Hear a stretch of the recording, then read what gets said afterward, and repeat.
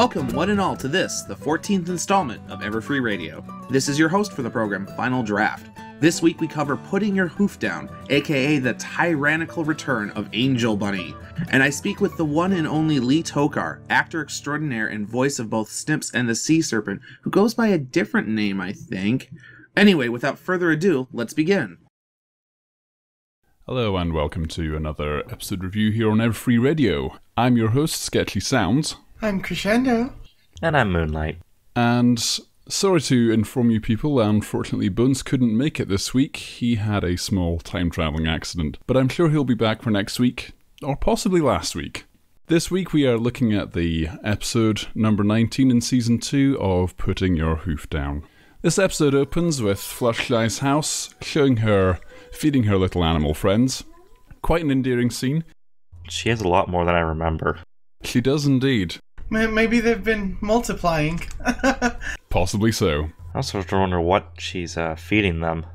It's a very strange looking substance, it has to be said. It's supposed to look like generic animal food. We can see right from the start here, though, that Fluttershy is already having a few problems which are then expanded upon throughout the episode, in that her little animal friends are being a little bit pushy with her and getting their own way on things. She's essentially being trodden on both figuratively and literally, as we see when one of her little animal friends bounces off her head, and then another one steals the food and starts stuffing it down their throat. But most notorious of all is Angel. Yes, Angel, always the seemingly thorn in Fluttershy's side. Despite the fact he is actually helpful, sometimes he does like getting his own way. They sure are playing up the whole battered housewife thing again. They certainly do. Yeah, I do have to say, though, that this is major foreshadowing for what is about to come in this episode, with the whole poor Fluttershy being downtrodden on, only to find she needs to be more assertive. It is indeed. But yes, we move on a little further here and we see what Angel really wants to eat is this extra special recipe from this book. And Angel is very rude towards Fluttershy because not only does he show her this recipe and tapped it, and she's like, oh, wouldn't you want some of this plant here instead? Not only does he slap that away, he then actually does slap her in the face. And I was quite shocked to see that. I was like, I'm a little surprised that they got that past the radar. It's going too far for just a cute little innocent bunny. It is just a bit. I find it a bit weird that Angel is all like, no, I'm not going to eat these leafy green vegetables. They're going to make me feel sick, and I don't like what they taste like and all that, like any other child would. But earlier on, we've seen him eating a regular salad, regular carrots. So where does this attitude come from? I think what we can take from this is just that Angel is somewhat like your typical fussy child in that sometimes they'll eat something and sometimes they just really want to have this one particular food. Yeah. And anything else is just going to get thrown away to the side. You also have to take into account that taste buds can change in all animals, really. True. So, we move on, and after the opening sequence, we are presented with this scene where Fluttershy, having given in to Angel's unreasonable demands, has got her shopping list, and now she's going to get ingredients. And right away, when she's going to get asparagus, someone cuts in line in front of her, gets some asparagus, and Fluttershy very demurely makes her protest. And then, whilst she's doing that, an older pony has then cut in front of her again, who is hard of hearing, and Fluttershy, being who she is, has a bit of trouble, again, making her protest heard. I'm sure we've all been put in this situation before. I hope it's not just me. The first pony to cut in line looked very depressed, in all honesty. They did a bit. She was very I hate my job. Yep. But I think if I were in that situation and Fluttershy was asking to go in front of me, I wouldn't be able to resist the door. Indeed. And then right after that, we have this pair of who I can only really describe. Valley girls. I was going to say that indeed. We have a pair of ponies that really can only be described as Valley girls. And I have to admit, I was like, ugh, when I saw that. Not because it's a horror, because I was like, these are the kinds of ponies I would just want to wallop if I was in Fluttershy's position. Well, that's like your opinion. Well, whatever. Like, oh my god. One of the Valley girls, the one with the glasses. I can't tell what her cutie mark is. It actually looks like a surfboard. I think it's a surfboard. Maybe. Because the other one looks like a palm tree. I think that could be, yeah. The other one's a pink palm tree. And my god, she has a lot of hair. Oh, and I just realized, pony earrings. Oh, yeah. Have we seen pony earrings before? Yeah, we have, because in Suited for Success, the assorted outfits did include some earrings. I know Twilight had, like, star-shaped earrings. Yeah. So we have seen pony earrings before. Although, this is the first time we've seen that particular style of sunglasses on a pony, I think. Mm-hmm. Although we already knew that pony sunglasses existed. Glasses in general are weird on ponies. They are. They just sort of stay up there on the nose. Moonlight, I think you should just deal with it. Oh, dear. I'm gonna deal with it. Right after this, we then see Fluttershy backs away at the demands of these Valley girls and almost right into Pinkie Pie and Rarity, who are quick to point out the theme of this episode, that Fluttershy has a problem with assertiveness. And Pinkie Pie demonstrates this straight away with a practical example by moving Fluttershy towards the counter and then deliberately pushing past her, and Fluttershy is like, "Oh, that's okay, Pinkie Pie, you're first, go on ahead." And Pinkie Pie is like, "That is your problem." And then Rarity's like, "This is your problem, you need to be more assertive." She does more than barge past Fluttershy. She outright spins her out of control. She does indeed. Which would be rude under any circumstances anyway. Granted, it's a bit more in the norm for Pinkie Pie. Nevertheless, it's still somewhat rude, and something that she shouldn't be putting up with. And right after this, we then see both Rarity and Pinkie Pie say to Fluttershy, "Right, promise us that you'll be more assertive," and Fluttershy's like, "Okay, I will." And right after that, someone pushes in front of her again, and she's like, "Oh, I'm sorry, that's okay." And this is the first we see of an actual nerdy pony. Indeed. What do you mean? There's Twilight. Oh yes, but this is the very played-up stereotypical nerd with the... nerdy, yes. The glasses, and the spots, and the buck teeth and everything. And the mustache. Yep. And now this is something I found interesting here, was we then see Rarity then says, "Fluttershy, watch and learn," and off she goes, and she uses her womanly wiles on this poor nerdy pony, fluttering her eyelashes and calling him handsome and so forth, and then she's like, "Oh, show me your muscles," and so forth. And it is an amusing scene, and it somewhat harks back a bit actually to some of the classic cartoons where, you know, there's an attractive lady and whatever male character then goes a bit nuts over said attractive female, and she ends up getting what she wants from him, because she gets the asparagus and hands it over to Fluttershy. I guess you could call her a grifter in this episode. I suppose you could, yes. So then on Fluttershy goes to get her tomatoes, and I did think that was rather interesting there to note her using her wing to sweep those tomatoes off into her bag. I mean, that was the thing I noticed with this, was that we see wings being used as more than just appendages for flight in this, and we've not seen an awful lot of that throughout the series so far. I can only think of a select few instances where we've ever seen Pegasi using their wings for stuff other than their intended purpose. The wings in this series, they're more akin to hands that allow you to fly, which I've always found very interesting in this universe. They honestly are. How very different wings can be from how we understand them. I mean, granted, you do have to take into account it's a cartoon. Yes, it is a cartoon with colourful talking ponies. But anyway, shortly after, Pinkie Pie then demonstrates her own means of assertiveness by being right up in this vendor's face. As is her wont, she takes a cue from classic cartoons, such as the kind of thing Bugs Bunny and Daffy Duck would do, and ends up switching around her argument with the shopkeeper so that she ends up paying what she wants. Duck season! Rabbit season! Duck season! Rabbit season! Yep. And I just noticed on rewatching this scene here that while she's doing this, Fluttershy pops up the side of the desk while she's arguing with the shopkeeper, and that is absolutely adorable. She's trying to essentially take notes on what Pinkie's doing. She is, although she looks absolutely adorable whilst doing it. Oh, but it's Fluttershy. How can she not look adorable? Indeed.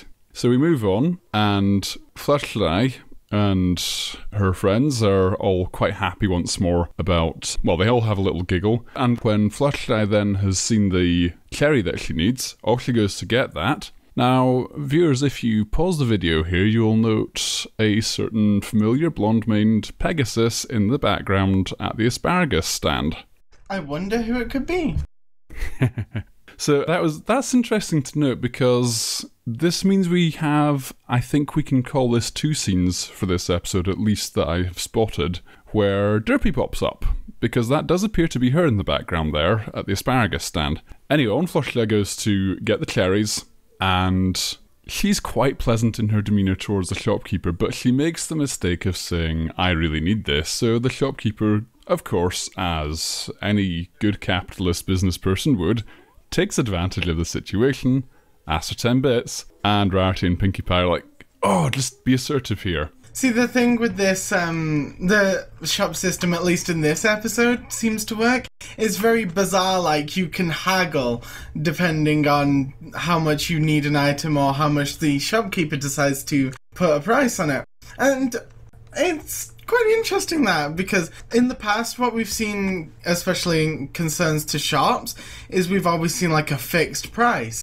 So it makes you wonder, is this like a market that just happens, or what? It does have the appearance of a market, because there are tents and stalls and barrels and things. That, to me, evokes more of a traditional market where this sort of thing would happen. I also have to say that Fluttershy's little fluttering her eyelashes and her wings and so forth when she's trying to mimic Rarity at first, I have to say that was absolutely adorable as well.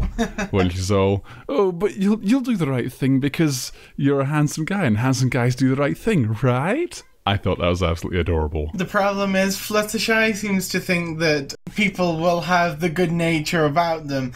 And we have seen a fair bit of good nature in this show. The problem is we do see that the occasional pony is out for themselves, as this shopkeeper shows when he charges her 10 bits for a single cherry, which is far overpriced when she managed to get 3 tomatoes for 1 bit.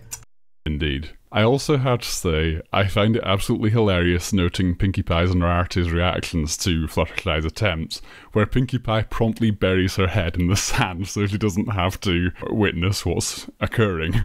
It's very much watching a train wreck that your friend is on. It is indeed. Anyway, after this has all occurred, Rarity finally steps in when Fluttershy is about to pay far too much and prevents Fluttershy from doing that, starts dragging her away and says, in this case, you should just not give them your business. Fluttershy then decides she's absolutely going to have this cherry and ends up losing it because the shopkeeper then wants her to pay 20 bits, but she's like, it's not worth that much, and she gives in, and then someone else swoops in and gets it for 2 bits. The mindset is that the shopkeeper will never get it for the 20 bits that he's asking of Fluttershy, but he'll still be able to sell it anyway, so he might as well get the 2 bits for it. So on Fluttershy goes, off home, and she makes Angel this very special dish, minus the cherry on top. And like the spoiled brat that he's being, Angel promptly just smacks out the window because it doesn't have that cherry on top. And it's at this point that Fluttershy honestly realises, after she's tried to save the dish from its fate, she then realises, I really am a doormat. And it's at this point, as she's crashed into her mailbox, she then finds this leaflet in her mailbox about the seminar that Iron Will is holding. She's like, well, maybe I should try this. Off she goes, tries to find a place, and promptly gets sent flying out the front row where she tried to take a space. And up pops Iron Will, and I did like the fact that they used Eye of the Tiger here. Now, okay, it's not exactly the same notes as Eye of the Tiger, because obviously they want to avoid copyright infringement, but anyone who's familiar with the tune will recognise it straight away. Oh yeah, it's definitely similar, and that is easily a reference. It's got a very feel of Rocky, is it, about it? Yes, that's the film that tune was famously used in. And it's all about, boxing, tough guys, etc. And Iron Will is obviously a tough guy, as you can see from the... Well, he's a very, very large Minotaur. Actually, he reminds me a bit of a combination of both Mr. T, and he does in fact say, I pity the fool. Yep. Yes. As well as Hercule or Mr. Satan from the Dragon Ball Z anime. There was a point that was brought up, I think it was both yourself and Bones brought this up earlier when we were having a little chat about this. The voice that Iron Will has does sound, and I wouldn't know this for myself, regarding it because I've not heard much of it, but he does sound very similar to the English dub version of Mr. Satan or Hercule, if you prefer, from Dragon Ball Z. Well, to be more specific, the first voice for the English dub, because he had like 3 voices, and it wouldn't surprise me if it was the same voice actor as the first voice actor for Hercule lives in Vancouver. So up pops Iron Will, and he even does the whole kissing his own biceps thing, which is like the classic I'm Mr. Tough Guy thing to do. Mm-hmm. And he proceeds to stir up the crowd with his awesome speech saying, stuff like, "Stomp for me if you want to be assertive," and all this. And he's really riling them up. And then he goes, "Stomp for me if you don't want to pay anything for this seminar." And everyone's like, what? He does use the same techniques that some public speakers in real life will actually use, which is most likely what he's modelled off of, the actual public speakers of real life. Oh, definitely. I mean, he's even got that headset mic on. It's also, this is the point to point out, right when he has said, "Stomp for me if you don't want to pay anything for this," everyone goes silent. When he looks out over the crowd, again, if you freeze frame here, around 8 minutes 18, you will see everyone's favourite derp-eyed mare in the audience, just above the yellow unicorn who's looking a bit shocked. There's Derpy looking absolutely delighted. And in fact, it's rather funny to point out here that in the crowd, she's the only one with a massive grin on her face, whilst everyone's going like, huh? Derpy's like, hee! And it's at this point that Iron Will demonstrates his first assertiveness technique and says, "If you're not 100% satisfied, you don't have to pay anything." And there he goes delivering his line, "I pity the fool." And then he says, "Do you doubt me?" This pony says, "No, I don't." And there we are. He gives his first lesson. Don't be shy, look him in the eye. The thing is, that could be a very easy loophole, because you can be 99% satisfied and still get your money back. Indeed you could. Which actually kind of happens later on in the episode. It does indeed. We'll be getting to that later on when we get to the end of the episode. So, he asks for a volunteer, his assistants go looking through the crowd, and, of course, the volunteer that he goes for is Fluttershy, because she's probably the only one in the crowd who hasn't put her hoof up and has instead gone and cowered into a little ball, as is her attitude and her nature. The irony of saying she's the only one who hasn't got her hoof up, because the episode is called Putting Your Hoof Down. Indeed. She's called up on stage and promptly blocked by the assistant. And Iron Will is like, "What are you going to do about this?" Fluttershy, again, displays her typical nature and shyly says, "Oh, maybe I'll tiptoe around him, maybe I'll just come back and try again tomorrow." Iron Will was promptly like, "No, that's not you need to be assertive." And I had to say I was rather amused by the fact that he just gently flicks her behind, and that's enough to send her stumbling forward to smack the goat over. Well, those muscles aren't just for show, you know? There is that, and I dare say it's not too difficult to send Fluttershy reeling anyway. And I notice there's then a classic gag used when Iron Will notices Fluttershy's being assertive. He then gets, as opposed to dollar signs in his eyes, he gets bits in his eyes. And Fluttershy is like, "Oh, maybe I can be assertive after all." And this is where the episode really starts to become fun, because we see Fluttershy finally starting to put this into practice. First of all, we have this elderly gent watering her petunias, and Fluttershy is like, "I think you're giving them a bit too much water." And he's like, "Let the professional handle this." And I have to say, I have met some people like that in real life who were professional, but... Professional garden waterers? Who knows? Apparently he's a professional at something. I can't be the only one who was thinking, "Was wearing clueless? Your face!" Oh, gosh. Yes, indeed. Once again, Fluttershy acts nastily towards someone, and said someone ends up wet. See, the only problem with Fluttershy's new assertiveness is that she doesn't take it as assertive, she takes it as being a jerk. Yes, this episode has indeed seen the return of Flutterjerk, as last seen in The Return of Harmony. She's acting very much like she did when she was under the influence of Discord. But I suppose we can see this as the negative side of her nature being brought out. I suppose that's what you get when you do bottle it up for too long, though. You will get a build-up of anger. She eventually progresses through the stages. She kicks the cars of those two ponies who are blocking her way, progressing to Sugar Cube Corner, where she literally pulls somebody out of line. Indeed. I have to say, with the carts, I did find it a little odd, because I thought to myself, well, they're blocking her way right enough, and really they shouldn't just be hanging around on a bridge, but Fluttershy, you're a Pegasus. Why don't you just fly over them? But then again, we do know that Fluttershy is kind of scared of heights and so forth, so maybe she just didn't feel like it.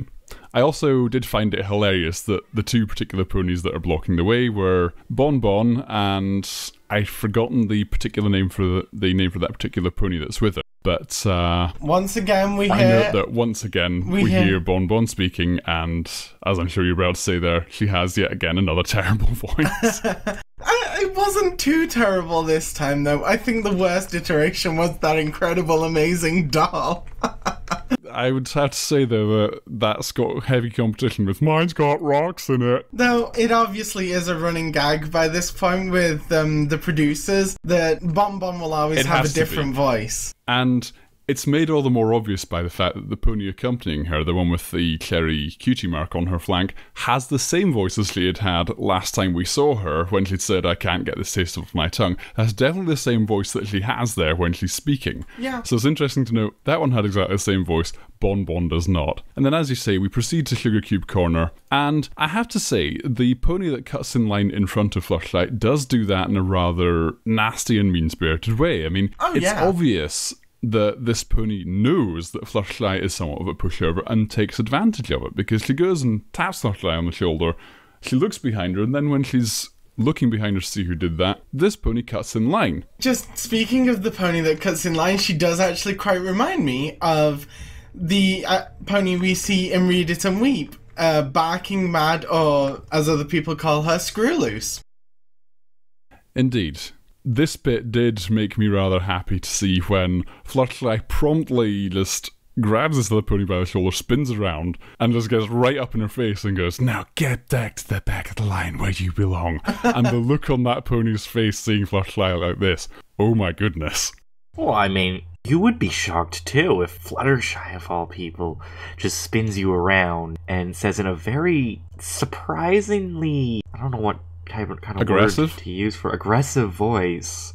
It's like, move along, punk. Yeah. That sort of voice. It's just like, I'd be shocked if that were to happen to me. As would I, especially... I would as well. Although it does happen. Especially since the change seems to happen in, like, a day. Within a day or two of the seminar that Iron World gives, this change from being such a sweet and lovely pony to being, a jerk, as we say. Well, I think we can draw from that, perhaps, that this sort of nature has been bubbling away in the back of Fluttershy's mind for some time. It's just the fact that her normal shyness and demure nature is the overriding aspect of her personality under ordinary circumstances, but perhaps this is just something that has brought this out further in her. I mean, we saw before when she was under Discord's influence. I would take that as merely bringing out the more negative aspects of someone's personality is more or less what Discord did there, the way I see it at least. And I think we can draw from that. Fluttershy did always have, or has always had, perhaps some negative thoughts in the back of her head, along the lines of, oh, I wish I was tougher because then I could do this or that, the other. But she never does do it because, of course, her genuine nature is that she is a nice and a little bit shy and a lot more demure than that and a lot more pleasant than that, which is why she never does do it. But perhaps has had these thoughts. The only issue is that she finally comes to a point where she takes it out on her friends as well. With Pinkie Pie just being her ordinary silly self, she actually shoves Pinkie Pie's punch onto the floor. Well, in fact, not onto the floor, onto Pinkie Pie herself. Yeah. Pinkie Pie pops back up and she's got the bowl of punch over her head. And, you know, it's a bit unfair because Pinkie Pie wasn't actually laughing at Fluttershy, she was just making a little joke. As Pinkie Pie does. Indeed. And of course, Rarity, as you would expect, looks shocked, as does Pinkie Pie. And then we see it taken to an even greater extreme. Fluttershy calls for a taxi, this other pony jumps onto it, And Fluttershy promptly leaps on there and beats him up and throws him off. It's the return of Psycho Shy. I have to say, it's an interesting prospect that they have taxis in Equestria. And she's even screaming at the top of her lungs at the end of that little scene. You just got to hope that the taxi service is better than in Britain. Yes. And we then see it progresses even further. I mean, the look on her face, she then, she kind of yells in the face of her little animal friends and knocks them over. And she then proceeds to get highly annoyed just because the wrong mail was delivered to her. And it's like, you're taking this a little far now. I have to say again, I have met people in real life who can get really mad at the smallest of things. I have to note, on behalf of the animation, I loved the fact that they brought back the little lines that were coming from Fluttershy's mouth that were very similar to the Royal Canterlot voice in Lunar Eclipsed. Perhaps Fluttershy learned a bit from Luna as well as Luna learning from Fluttershy. Quite possibly. She then proceeds to go and make her displeasure known to the mailman. The pony that pulls up with the mail cart and is seen only briefly and picks up the mailman, well, essentially gets the mailman out of the box and then zips off again. We've seen him before, because we saw him when he came to deliver Applejack's telegram. I suppose you could say Fluttershy kind of went postal on the mailman. Yes, she puts a bird on him. So away she goes. Tourist comes along and says, "Oh, can you help me get directions to this place?" And it starts off pleasantly enough because Fluttershy is her usual self there and is quite pleasant and is starting to give him directions, and then she drops her mail and promptly loses it. And I mean loses her temper rather than just loses her mail, because her mail gets wet and she goes all crazy about it. And in a move that any pro wrestler would be proud of, she promptly grabs this other pony by the camera that he's got round his neck and giant swings him into a bale of hay. She must have some untapped strength in that little pony body of hers. I think she must, because if anything, she has some untapped rage. Yeah, definitely. But I mean, certainly she must be stronger than she appears, because although she said in the very first episode of the whole show to begin with, "I'm not used to carrying more than a bunny or two." Nevertheless, we have seen her display some quite incredible feats of strength before, such as carrying a cart full of frogs, but also in this episode alone, she kicks over 2 whole carts full of rubbish, and then beats up that other pony that tried to take her taxi, and then throws this other pony, the tourist pony, into the bale of hay. Then come to this part of the episode, which I have to say probably was the part that really cut to the heart for me the most, when, as Crescendo noted earlier, well, she turns against her friends once more and essentially says to them, she takes what they're saying the wrong way, because they say, we want the nice Fluttershy back, and Fluttershy takes that the wrong way and is like, you just want me to be a doormat again. They try to reason with her, and she just goes off on this rant saying, no, you want me to be a doormat, you want me to be a pushover, etc, etc. And then Pinkie Pie says make it stop, and Fluttershy's like, oh, what's the matter? Too much for that little brain of yours. And Rarity's like, now hold on, whoa there. There's no need to go this far, there's no need to resort to petty insults.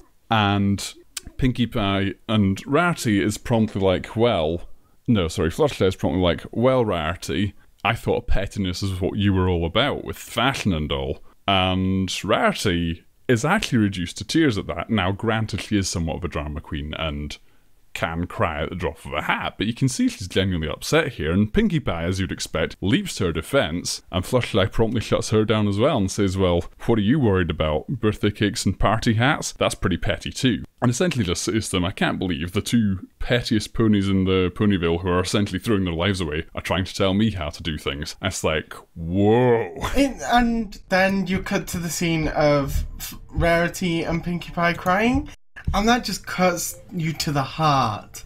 Especially seeing Pinkie cry, that's just so disheartening. Yeah, the way she sinks down right when Fluttershy starts essentially, verbally beating on her. And yeah, you've got that scene where they're essentially both crying, and it's like, that's just horrible. How could you be that way? And the 2 of them just promptly run from her, because Fluttershy has at this point, as she is quick to then notice when she says that Iron Will is not a monster, he's a minotaur, she then lands and is panting a bit, and then she sees her own reflection and comes to the realization, wow, no, he's not a monster, but I certainly have become one. And this scene that follows right afterwards, where it's got the piano playing as Fluttershy goes and locks herself away in her house, that again was absolutely heart-wrenching. And she's then essentially says to them, I don't want to come out again, because she's now become scared of her own assertiveness, so to speak. She does not want to come out and risk hurting her friends with her sharp tongue that she's developed.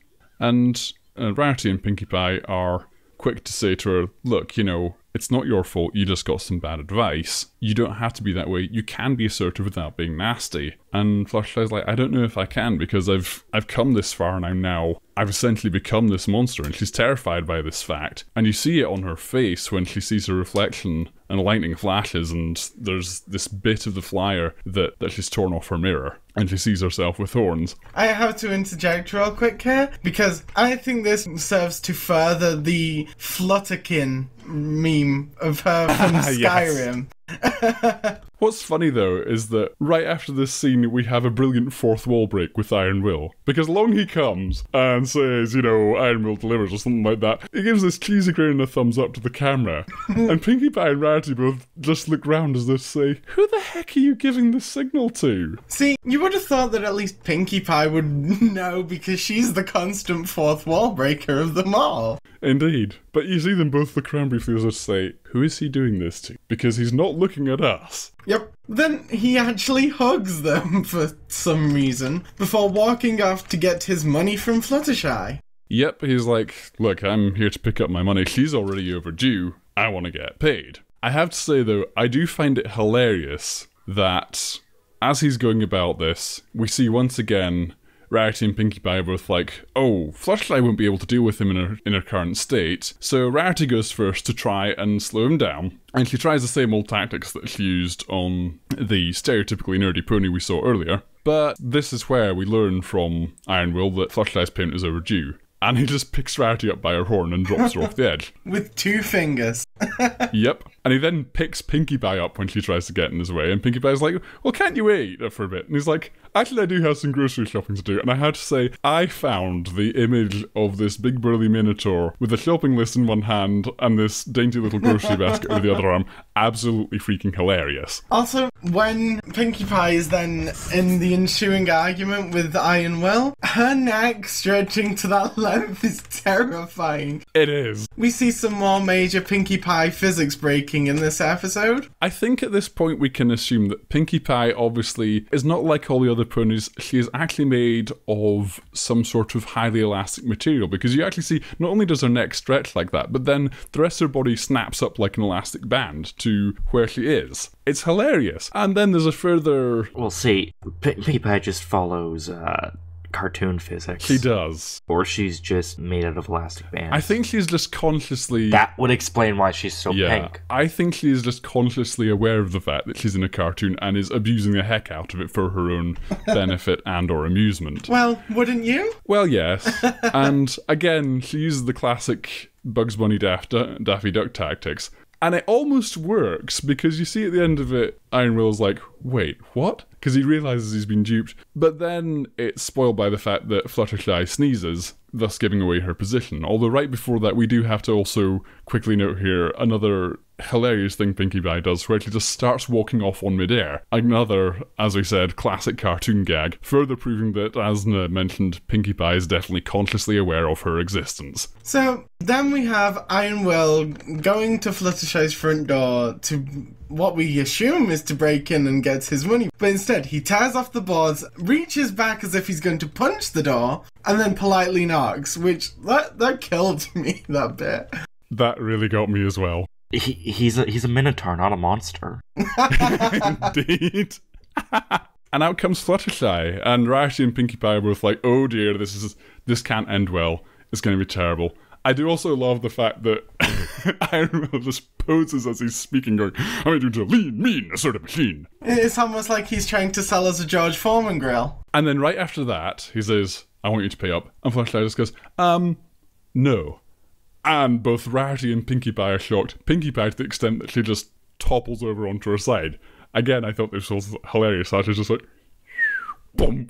Do you think that Iron Will was probably a wrestler at some point with the way he bends the fence as if it were wrestling ring ropes? I think he must have been, because he's got the classic... He's got the hallmarks of a wrestler. He's got the big burly body. He's got the trash talking and the ego and everything going on. And yeah, he starts then bending the bits of the fence as though they were the ropes of a wrestling ring. And he gets right up in Fluttershy's face. And Fluttershy manages to actually show her assertiveness properly this time by reacting sternly, but not being a jerk, as I said earlier. And also, going back to the other point you made earlier, she does indeed use that loophole of saying, well, I wasn't satisfied with your seminar, so I don't owe you anything. I'm not going to pay.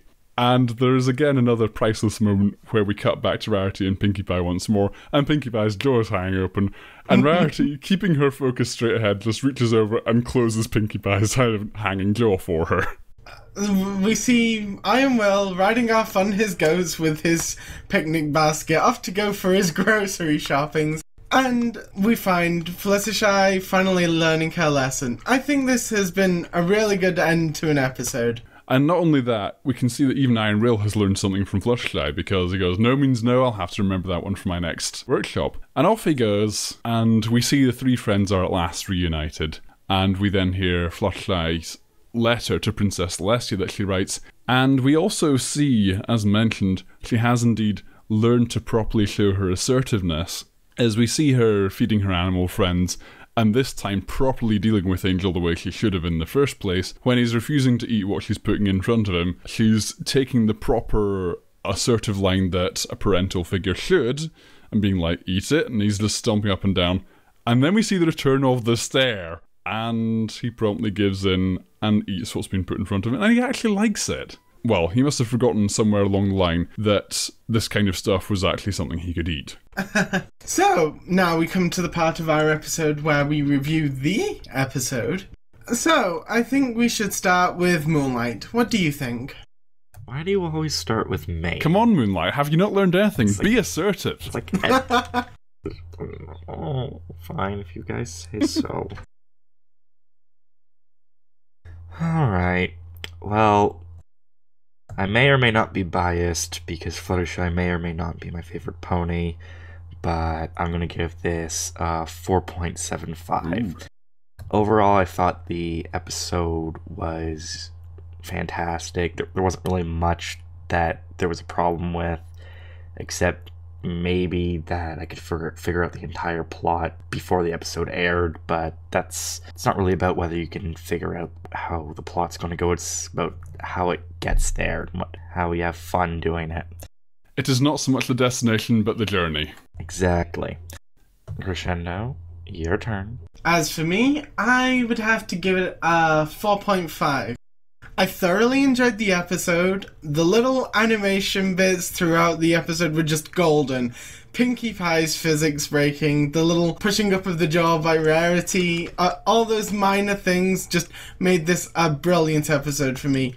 As always, Pinkie Pie's comedy was just something that had me in stitches. And just this one nagging thing that I can't quite put my finger on, which actually stops me from rating it higher. Overall, I did enjoy the episode though, and it is well worth watching. How about you, Sketchy? Well, I think for this particular episode, I'm going to rate it quite highly. I'm going to go as far as a 4.8 for this, because I did find it overall a very, very enjoyable episode. I did have to watch it through a few times before I considered myself to have a really proper opinion on it, but overall, I found it very enjoyable to see both the...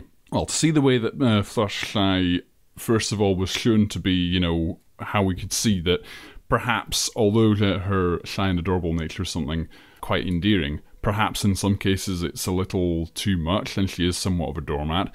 I like that we get to see how that's problematic for her. Then we got to see her going too far the other way and becoming far too assertive.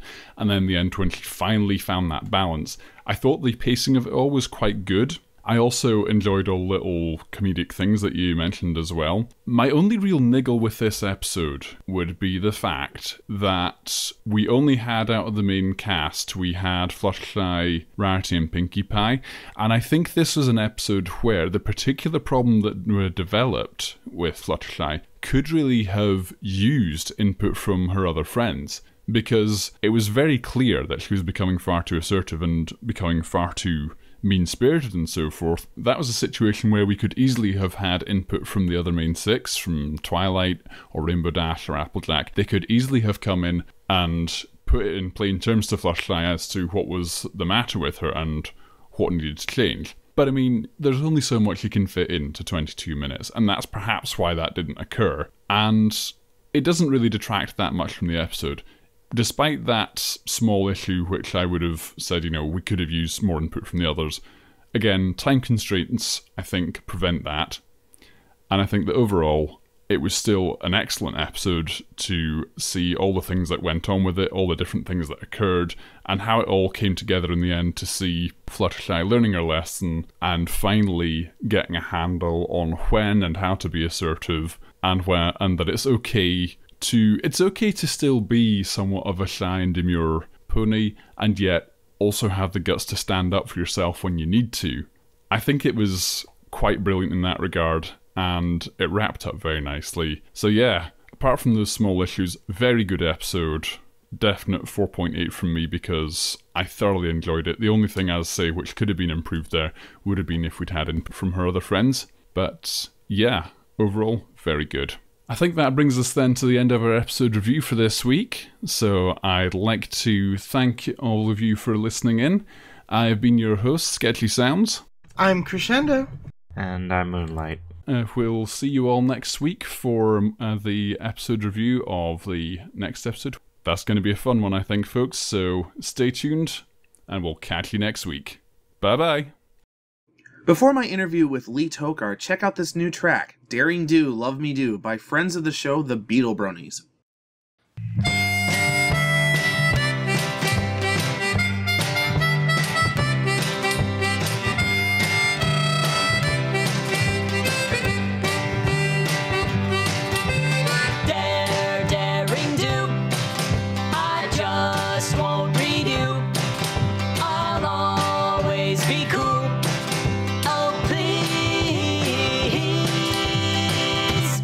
Daring do, whoa, daring do, daring do. I might read a line or two. I'll always be cool. Oh please, daring do, whoa, daring do.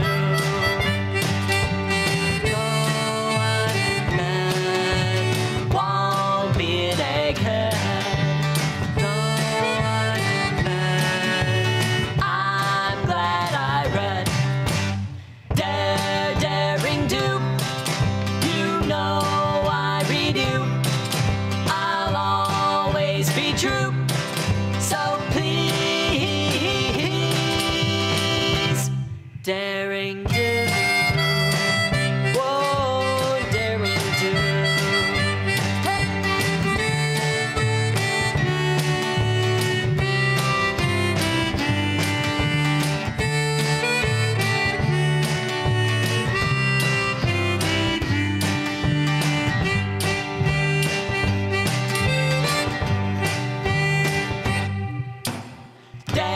Daring do.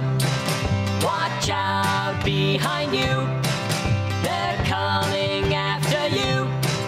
Oh please, daring do, whoa, daring do, yeah, daring do. Alright, this is Final Draft, and I'm here with a very important guest, a very esteemed guest, Lee Tockar. Welcome. Hello, welcome, my love. Welcome to me and welcome to you, and nice to be here. Now, why don't you just tell the fans real quick who may not have heard your name, who it is you voice on the show? Well, I've been very fortunate enough to play one of the ancillary characters, one of the lesser known characters, but still very crucial to the pony world. That is Snips. I play Snips of Snips and Snails. And I also play the sea monster, who made his first appearance by saying, "Oh, my mustache!" And I can say that the fans love that phrase, and they've taken it. I love it too. I couldn't believe that they let me camp it up like that so much. I was so happy, because it's really fun when we get the chance to sink our teeth into a really funny, absurd voice and stuff, and really get a little crazy with it. That's always fun. It's really fun to play, and the animators love to animate those kind of voices too. I'm glad it's transmitting to the fans. I'm glad that's reading. So glad you're enjoying it. Oh, thank you. You like me. You really do. They really do. In fact, there's a song based off that Alex S., a famous Brony musician, did based off of just the few lines that character has. I don't know if you've heard. Oh, fantastic! I don't know. Is it a what do they call it? A meme? A meme? No. It's not a meme. It's not a meme. It's a meme. Yeah, that's it. It's not one of those though. It's a full-blown techno remix. Oh my gosh. Oh yeah, with music and everything. Yeah. That's cool. You kind of mentioned that the crew let you somewhat ad-lib the character. Is that true of how they approach it? Oh yeah. Well, a lot of voice actors don't like to do that. They rather read off scripts, but I get a charge out of just making up my own stuff as I go along. Because I never know what I'm about to say from one second to the next, to be honest with you. And I think that's why they keep calling me in. So a lot of those little utterances or whatever aren't things that aren't necessarily in the script. They're just things that you add in. Yeah, exactly. Extra things to lift the character off the page. That's what I'm kind of known for. I don't know why. I'm just clinically insane. I don't know. I'm home studio shut in, socially awkward. I don't know. Maybe just in front of people, I would just rather make a lot of noise and make them laugh than have them look at me. If they're laughing, then they're not paying attention to me. They're paying attention to what I'm saying, and they're too busy laughing to look at me. I don't like people staring at me. I don't know what I'm saying. Well, some of us learn to, blather on mic in order to get people to not pay attention. I think that's what I just did, just for the last 5 seconds. I think I just did that. Yeah, but this is some of the funnest characters. I love little Snips. He is actually the voice of Snips. Came from one of my first voiceovers that I ever did was for I have the cell. This is back when they still painted on cells. It was a little computer, and it was like a Commodore 64 computer that was talking, and it was like an old PSA or something. And he was this little typewriter who kept typing as he was going and typing things that would show up on his screen. And then I thought, you know what? It's been about 25 years since I've done that voice. Let me try that one. And it stuck. So I just gave him a couple little, cute little snippy kind of things. And he's almost got a bit of a piggish sound to him when I've heard his lines, Maybe. Yeah. Well, he's got the short, stubby little pony nose. So, Well, now going back to the other main character, or I should say the other side character that you voiced, and I have to admit, I've been looking forward to asking this question because we were on the topic of memes and we were talking about the sea serpent. First of all, let me just ask, on the script, was it just named the sea serpent? It was just named the sea serpent. Yeah, as far as I know. There is a script that I have someplace, and I would have to take a look. I think because a lot of times the writer will write in the proper name first for whatever they think the character should be called, and then from that point on, because instead of writing that longer name, they'll just generalize and say sea serpent. So he may have actually had a proper name, and I could go back through the scripts and find out. Well, if you ever find it, please let us know. I most certainly will. Can you answer me a question? Yes. What is it about why the phenomenon? Why has this show taken off so much, and why does it resonate so intrinsically with the fan base? Because I've been involved in over almost 6,000 episodes of animation. I do George of the Jungle. I've played Dr. Frog in the League of Super Evil, and Yakety Yak, and covert agent ravaged the last Decepticon, and on and on and on and on. And it's so fascinating to me what makes a show stick and what makes it show just, go its regular 2-3 seasons or one season sometimes and then never is heard from again. What is it about the ponies that make people so crazy? I think if I had a clear answer for that, Hasbro's marketing department might hire me on the spot. Just to bottle it. I think, they'd want to bottle it and sell it somehow. Personally, as a broadcaster, I would say that what it is a combination of just the quality animation, the quality voice acting, the quality writing, and just the general attitude of the show. I mean, it doesn't take itself too seriously, but you can tell that on the production side of things, everyone involved has poured their heart and soul into it. And I think that it's kind of created that magic aura about itself. That's my opinion, and it seems to me that everyone we've talked to at Everfree Radio tends to agree with that kind of statement, that there's really this positive dynamic with the show and with the crew. Everything from the animators to the voice actors, and I mean, maybe you can speak to that. Well, I'm very happy to be a part of it, and like I said, it's so hard to know what's going to be a hit and what's going to be a miss and what's just going to be okay. The crew, for when I have been in the studio with them, which is not as often as I'd like, obviously, because Snips and Snails does not appear in every episode, but when I'm in there, I'm working with Andrea Libman, I'm working with Tabitha St. Germain. I'm working with, some of the great, I can't, and it goes with Kathy Westler. I work with these girls in loads of other shows, and we have such a great rapport, they're just talented anyway. And to work with Richard Ian Cox as Snails. Yeah. I mean, he and I get along like a house on fire. He's a silly, silly guy, and I'm a pretty ridiculous fellow myself. So when you get the whole room of us together, the synergy is amazing, and the jokes are nonstop, and you get 8 people that do, a couple hundred voices each in a room, and you've got basically a small city worth of voices that are going back and forth, and it's a lot of fun. And the scripts are very well written. I'm just happy to be part of it, and I know I can speak on behalf of all the other voice actors. We bring our A game to every cartoon that we do. Vancouver has a great talent base here, but it's just so nice to see something like this actually take off. Is it true that there's like another Brony convention in New York or New Jersey every 3 months?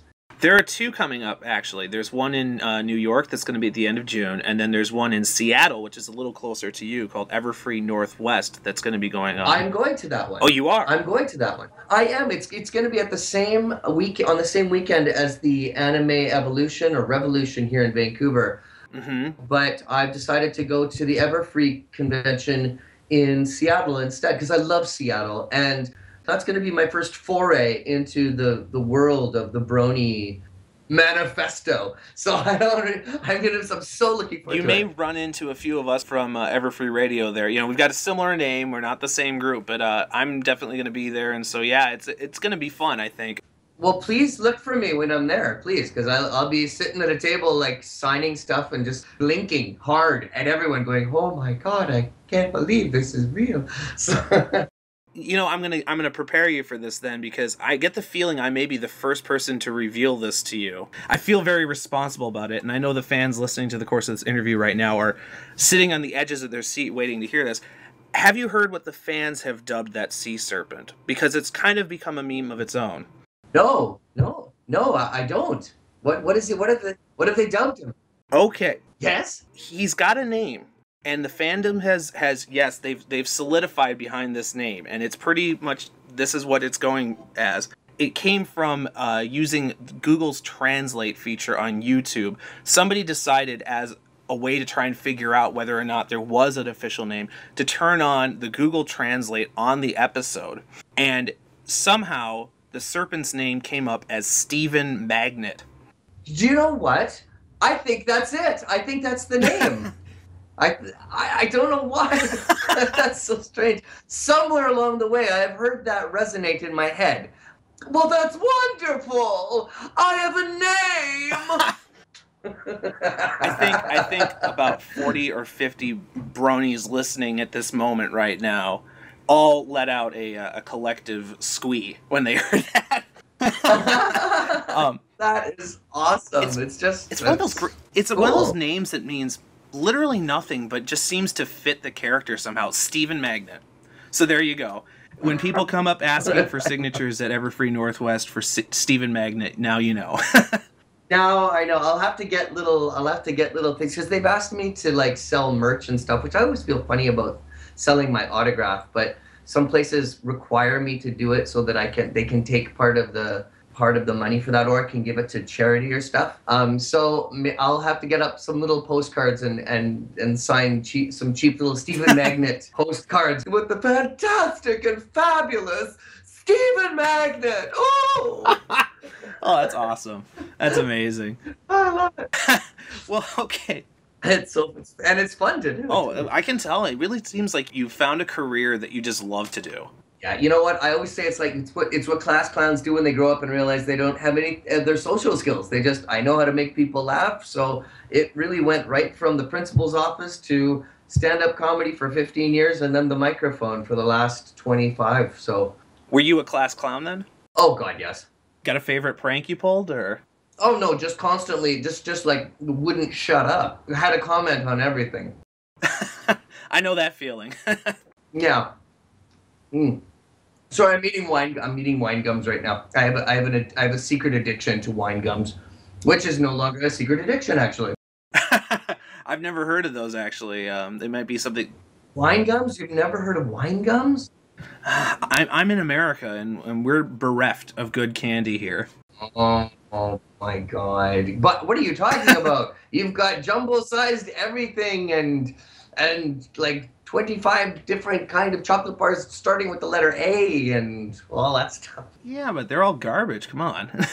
It's true. Wine gums are absolutely fantastic. They are my secret of they are my only addiction really at this point. That and sunflower seeds.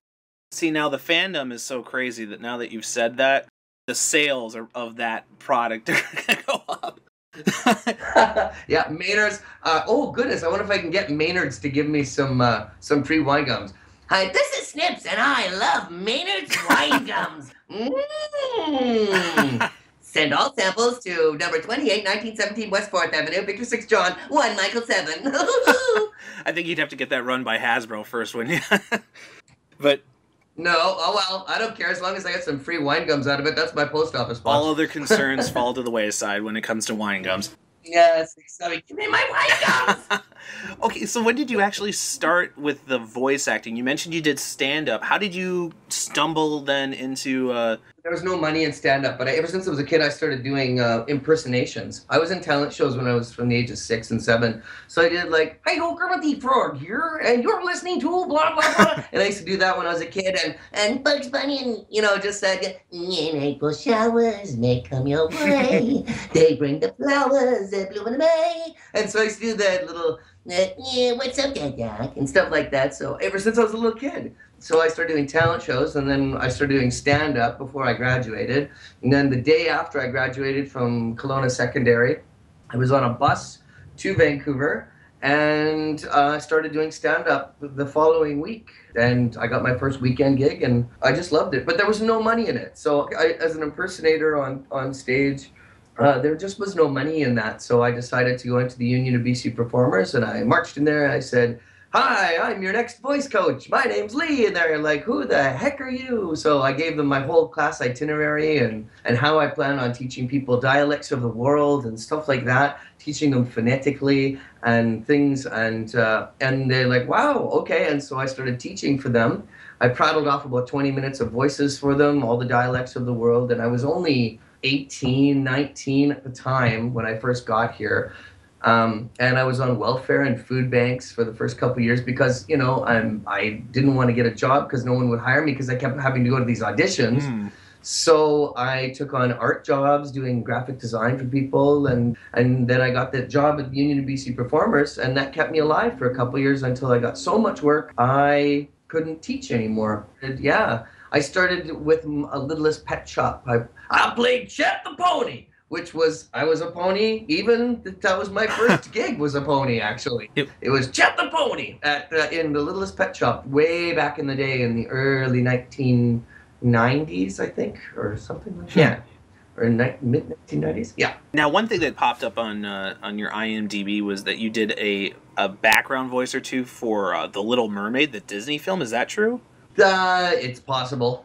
It's very possible. I mean, I do so many things. It's like I go in. You have to understand. After 6,000 episodes, a couple dozen movies, and however many video games. I mean, sometimes they just call me in, and I'm running from one gig to another, and they throw a script at me and say, "We need you for say this, this, this," and I go, "Okay." And then I sign my initials to something, and then I run away, and I go across town, and I go to another studio, and I make some silly voices into a microphone over there, and then I go home, and somebody pays my rent. and so the hydro. See, now that sounded like a landlord voice too. That was my landlord voice. Yeah. So it's possible. I know I did a lot of the Barbie stuff, the Mermaidia, the Fairytopia and the Mermaidia. I did a lot of that. I played little Bibble. I played the little floating purple Bibble character, which was the happy dream of every 5 to 8-year-old girl. He had that little.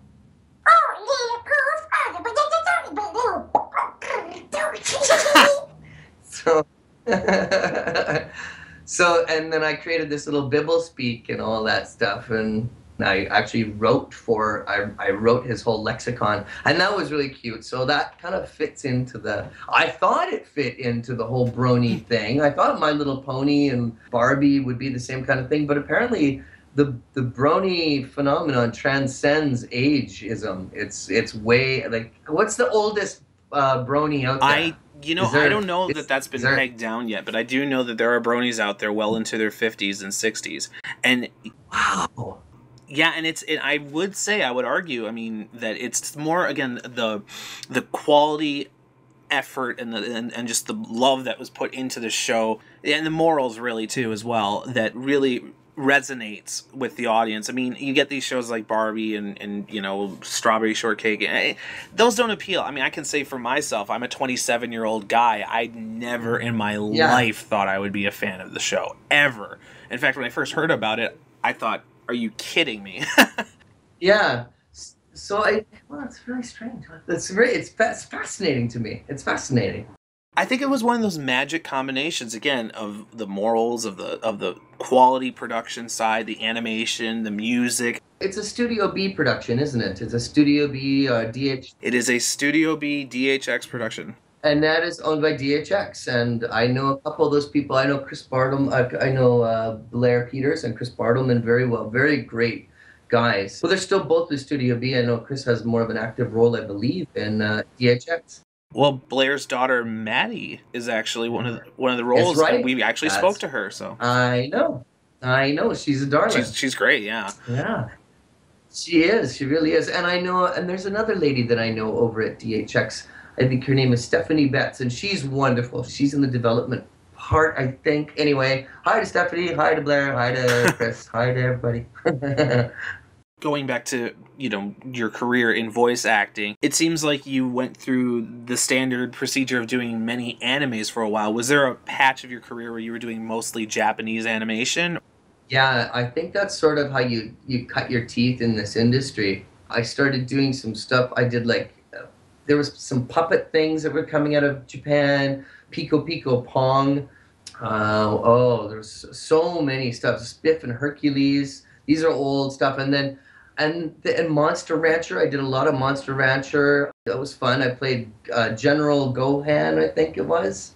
I can't remember. I know it was great because he didn't have any mouth movements for me to try and fit my words into. So that was easy because he had a little mask over his mouth. I did a lot of Card Captors and Mega Man. I played Higsby, and that was super fun. I loved playing Higsby. He was completely manic. Don't ask me to remember the voice. I know it sounded like me, but like on 7 cups of coffee, I think. That sounds dangerous. Yes, yeah, it was. Yes, it was. But yeah, so you definitely cut your teeth on ADR because it's kind of like digging the ditches, and then you get into the prelay, which is the fun stuff, and where the bigger money is as well. It seems to me that you've got such a variety of voices that you almost must have to somehow classify the different kinds of voices. You've got Absolutely. Yeah. I mean, every voice has its signature line. That's how I remember.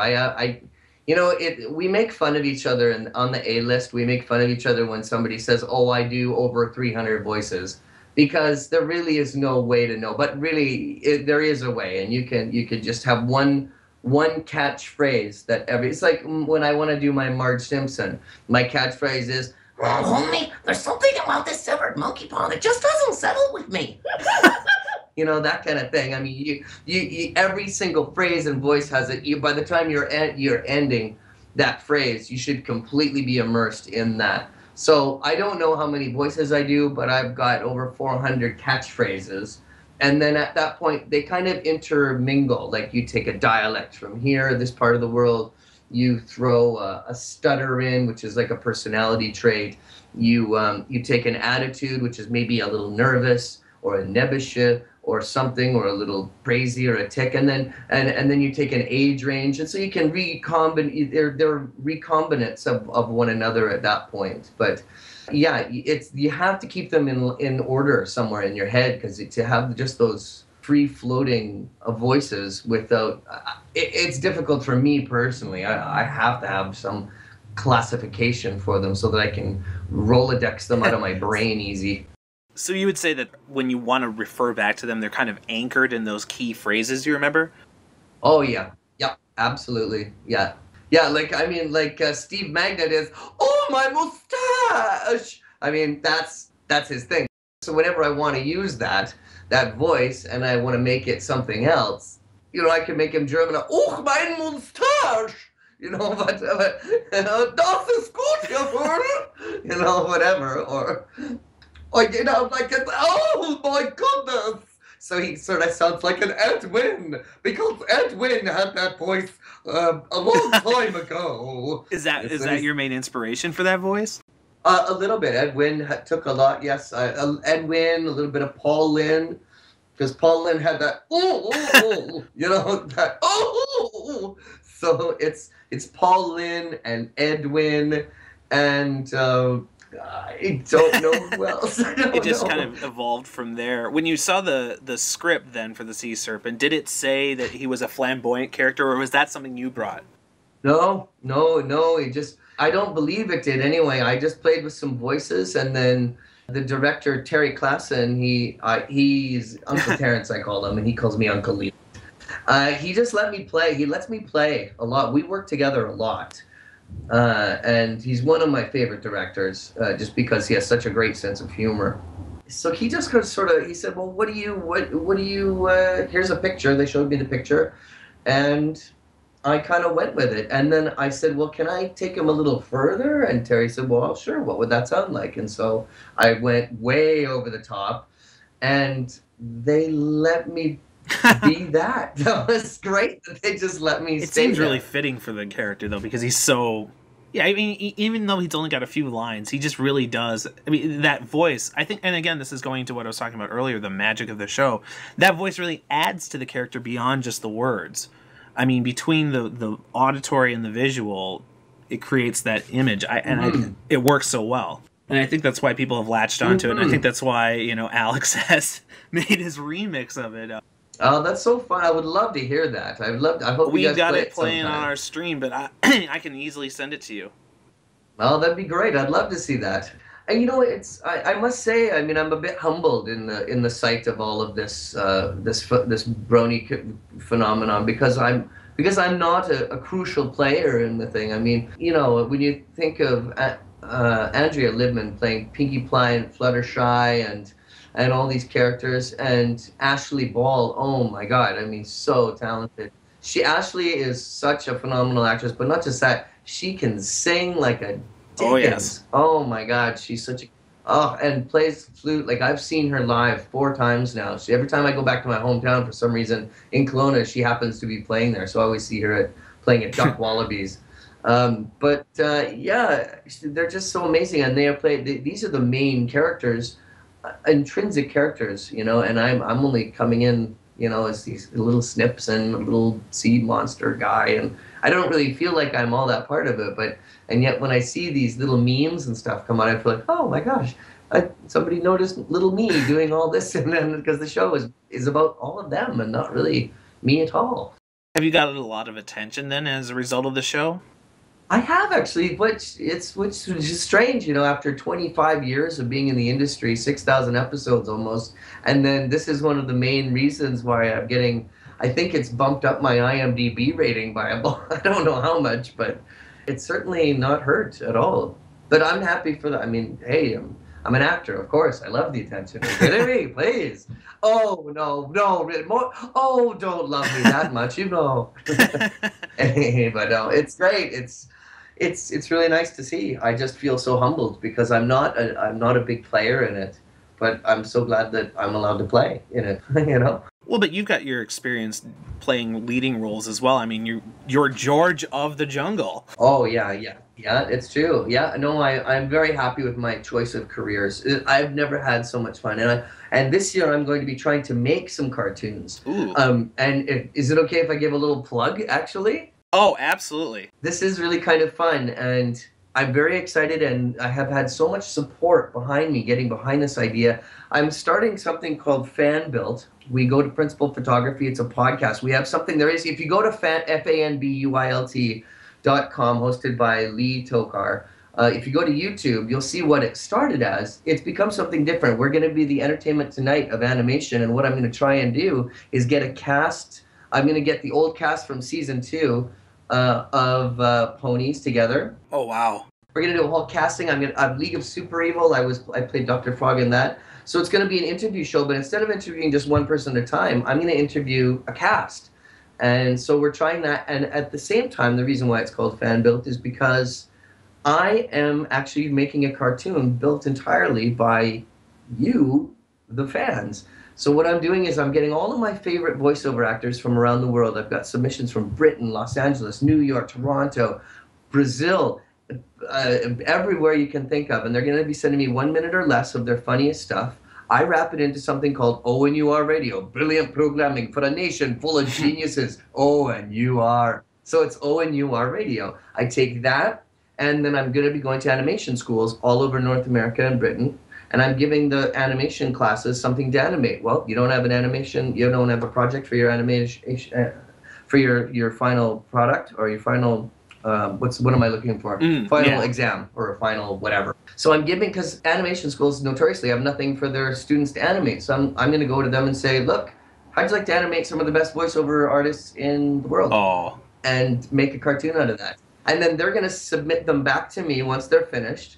And I'm going to post them on my Fan-Built website for voting, for the fans to vote. And the best ones, I'm scraping off the top. I'm packaging up with my partner, Maurice Sherwood, who is he did the designs for Yvonne of the Yukon. And now he's working, I can't say what he's working on right now, but he's working at Atomic on some stuff. And we're going to make a show called Animation Idol. And we've got the legal behind that, so we've got the trademarks for ONUR Radio, for Animation Idol, and then my show Fan Built, the online, the live action thing is going to show me going to New York, Los Angeles, here Vancouver, Toronto, and filming me pitching the show called Animation Idol, built completely by the fans. So it's really exciting, and I've got some backing now, and I've got some traction, and we've got a couple schools. I haven't even advertised this. Well, actually, I'm advertising it now. I was going to say. But so please, I mean, if you know anybody that does funny voices, send me or if you're a voice actor, send it to onurradio.com. That's onurradio.com, and send it in MP3 format at 1 minute or less, and I will wrap it up in the ONUR Radio format, and I'm going to try and get it animated. And if it gets the most votes, we're going to get a cartoon out of it. So it's kind of guerrilla. It's very guerrilla animation. It's kind of like a meme, It's kind of like it was drawn, the inspiration was from seeing a lot of these memes that come out from students and fans that take one little part of one little show and make something absolutely different and absolutely brilliant out of it. Oh, yeah. It was so fascinating to me, So I thought, you know what? I know some of the best voiceover actors in the world, and I bet I can get them to send me in their stuff, and then I'm going to give it to animation schools. Then they're going to make shorts. They're going to get voted on. I'm going to package into a cartoon, and I'm going to sell it so it can make everybody rich. It's a get-rich-quick scheme, but it's awesome. No, it's not really a get-rich-quick because I'm not going to be making any money off of it. So, I just wanted to say the phrase. It didn't mean anything. yeah, I know. It's shaped like a pyramid. It's really new. Yeah. It's a pyramid scheme. I call it a pyramid scheme. It's something new. You'll never have You'll heard get about some it mail before. about it, though. Yeah. We've got some schools on board already. We're in talks with I can't say who, two universities and a couple schools. One is in Georgia or Atlanta, and one Toronto, a big animation school there, and an animation school here in Vancouver. Names withstanding, so until we get everything. Well, I've back got to from be legal. the questioner for the fandom here. Have you seen any of the fan animated segments that have come out? Like, for example, there's a very famous one called Epic Pie Time, Epic Cupcake Time. They're made by the same people. I have seen a bit of it. I haven't seen the whole thing because I was meeting with my friend Daniel Ingram, Oh, who yes. is the composer for the Ponies, and he's going to be giving me some music Oh, wow. for Fan Build. And he was the one that actually showed me over lunch quickly all of the memes. Didn't even know what a meme was unless Daniel Ingram actually told me. Oh, and Daniel's a great guy. I actually spoke to him at BronyCon during one of the panels, and yeah, no, he's a great guy, and he's an amazing composer. He's a great guy. Oh yeah, Very genuine. Yeah, totally great composer and a really genuinely nice fellow. Like really in your face nice. You know, he smiles at you and you know it's genuine and he's not just like, hey, he's not glad handing you. He's so let being me a real then try and cool guy. sum this up then for the bronies out there. What you're saying is that you are giving a venue for independent animators to submit animation so that some of their favorite cast members of My Little Pony and their favorite composer from the show, if their favorite composer isn't Will Anderson, who maybe Will Anderson's involved as well, I don't know, that they can then have that possibly voiced over by those people? You have it right, but in reverse. First, I'm taking the MP3s from actors, and then I'm taking the best of the funniest stuff goes onto ONUR Radio. I take that ONUR broadcast, that podcast, and I give it to animation schools or animators, independent animators, can just take a regular funny-sounding snippets from MP3s from voice actors, and if they want, they can animate it so that they're coming out of ponies' mouths. Like, they can do whatever they want. Oh my. It's carte blanche. So you can get some of your favorite voice actors like Scott McNeil, Ian Corlett, me, Brian Dobson, Paul Dobson, Trevor Duvall, Kathy Westluck, anybody that you could think of that is going to be submitting to me in these MP3s. They don't even have to be in the voice of a pony. But if you want, and if you're in love with the pony stuff, then you can have the animate it so that it's a completely nonsensical, taken out of context conversation, and making it look as though they're being talked about as ponies. That is going to happen. So you can do whatever you want. Quite a bit. Yeah. So I mean, it really, the sky's the limit as long as it's funny and it doesn't offend people.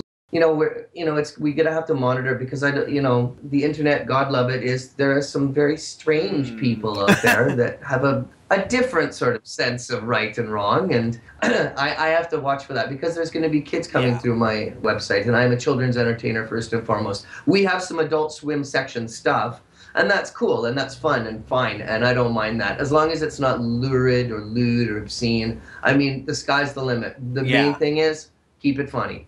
Because funny to me is the world is a little, I'm not going to get preachy. The world's crazy right now. And the world is nuts. And I look for any and all opportunities to make people happy and make them laugh and to forget the world. And I would even say that that's part of the reason why this show is so popular, is that it's just one of those few islands of non-cynicalness, if that's a word, out there. Yeah. It's just not cynical. It's not sarcastic. It's not, negative. And for a lot of people, I think there are a lot of fans, myself included at times, that use it as a good way to escape all of that because it's just something so pure and positive. Mm-hmm. That's a nice way of looking at it. I bet you that is a huge draw for it then. Kind of like why I like watching It's a Wonderful Life at Christmas time, and all my friends are like, oh man, come on, you still watching that? I'm like, yep, and I cry every single time. Every time at the end, I'm just like a big wet ball of tears. I'm like, Belle, and the angel gets her wings, and man, and a Merry Christmas, Mr. Potter! That wasn't too bad for Jimmy Stewart. And Merry Christmas to you too, in jail. It's my favorite thing. Is that, I tell you what, you sit behind your desk there like some spinny little spider. What? I love it. I love Jimmy Stewart. That's one of those voices I've always tried to be able to do, but I mean, as a non-voice actor, I just know I can't do it. It takes practice. Are there voices you've tried to voice that you just can't reach? Is there a boundary somewhere that you have? I mean, it sounds like, really, to be honest, it sounds like you've got just an incredible range. Are there voices that you just won't do, or voices that you can't do? There's one voice that has been a pebble in my shoe since I was a kid. Oh, God. And that's Donald Duck. I can't do Donald Duck. I can't do that little... I can do that sound, but I can't talk through that sound. And it's been clawing at me, and I hate it. I can do every other voice, almost every other voice that I can think of. I mastered, last year I did South African. I learned how to speak South African, which is like you got this sort of, got to sound like you're up to something, yeah. You know. They don't just ask you what time it is, though, do they? They say, "Oi, if I was to ask you what time it is," it's got that twinge of Dutch in there. Would you tell me? Hey. So yeah, it's got that sort of, you're up to something. So that, and yeah, I can learn everything, but I can't get that Donald Duck thing. Is there a type of voice that you're most comfortable portraying when you do these roles? No, I mean, I love doing voices. I love playing. I mean, I can, anything. You ask me to do anything, and I'm game. I'm right in. I can be in character in a matter of 4 words, and that's all I need to know is old, young, man, woman, what part of the world, and or is it a troll or a leprechaun or what kind of a monster, what kind of a person, what kind of an animal, what part of the world are they from, what age are they? And tell me what's their personality like, and I'm there. Yeah, so that's what I do. That's what I bet I'm very privileged too, and I think a lot of us here in Vancouver are in the A list, and I mean that not in terms of a judgment call, but I mean those privy to and being thankful enough to be working behind the microphone more often than not, because we learn from each other. So I mean, we get a chance to steal from each other all the time. So I know that half of the things that my colleagues are doing, they got from me. And I know that at least a third of the stuff that I do, I stole right from them. So, I've taken accents that people have done that were copying me and made it better, but better than I did before, because I heard them do it and their interpretation made my interpretation a little bit. I'm getting confusing, even to myself. Oh my God, I'm getting tired. No, it wasn't too bad. I was going to actually say then, would you say that the voice acting community is somewhat symbiotic in that sense? Sure, yeah. We support each other. We help each other out, and there's not a lot of ego. There is some ego, there's always going to be like that as soon as you have the monster called actor in the room. But for the most part here in Vancouver, we're all helping each other out, and if somebody's cast to deduce an extra role, well, that means everybody in the room knows that, hey, that's great. That person gets a little bit extra money on their paycheck that day. And if they're having struggling with it, like, I don't mind saying to somebody, hey, how would you do that? Maybe you should try it like this, or, try it like that. And if they don't know how to do it immediately, then somebody will step up and do that voice quickly. And then that person will just say, oh, wow, okay, that's it. Oh yeah, I knew I had it in there somewhere. And the same thing is for me. That's hasn't happened very often, but a couple of times where I've been out to lunch. I've been like, what? I can't remember that voice. And then somebody will do it, and I'm like, oh, okay, right. So we help each other all the time. Am I talking too much? I feel like I'm talking too much. No, you're making my job very easy. Oh, good. Oh, okay. Thank God. I feel like I've just been yak. Well, you do voice yakety yak, isn't that right? I do, yes. so it's understandable. Well, then I was going to ask, going back to the show at hand, My Little Pony, is there a difference that you found recording for My Little Pony then, as opposed to recording for other programs, or is it all kind of a similar process?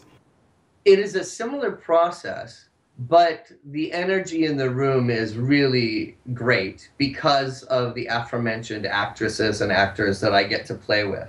If I'm in, that means that Richard Ian Cox is in, because Snips is never without snails, and vice versa. Oh yeah. And if we're in, that means that it's usually an adventure. It's going on a quest kind of thing, or there's something taking place in the classroom setting, which means that all of the cast members are usually present, which is fantastic because it's a lot bigger cast than I'm used to being in. Usually it's 3, 4, 5 people at the most. Well, in Ponies, it's like 7, 8 people. And that's great. And because I work with all of these people all the time, but never in the same group, it's so nice to see so many faces. And there's a real sense of like, oh my gosh, I haven't seen you for so long, and how are you doing? And that transmits through the words. I think it really does. I mean, there's just that positive vibe in the show. Yeah, and that goes on behind the mic when the mics are not on. When the mics are not up, that feeling is there in the room. It's palpable in the room.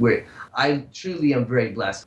The people that I work with, I love them. I have, I have family that I've grown up with, and then I have family that are very close friends, and then I have the family of voice actors that I have, and so often people take it for granted, but when I'm in these situations where I'm in the room with them and I realize I really, I've had years, like I've known Kathy Westluck. She was one of the first people I met in town. It was Dale Wilson, Kathy Westluck, and they were the first 2 people that got me started. I wrote a play in 1988 called You Obviously Weren't Listening. And no, that one was called Confessions, and then I won BC Player Competition. I was flown up here, and Deanne Henry starred in the show. And she introduced me to Dale Wilson, who introduced me to Kathy Westluck. Well, now we're talking about 22 years ago. And I look back on that and I'm like, I've known some of these people for almost 2 decades of my life. I'm only a little bit older than that's half my life, basically, because I'm in my 40s now.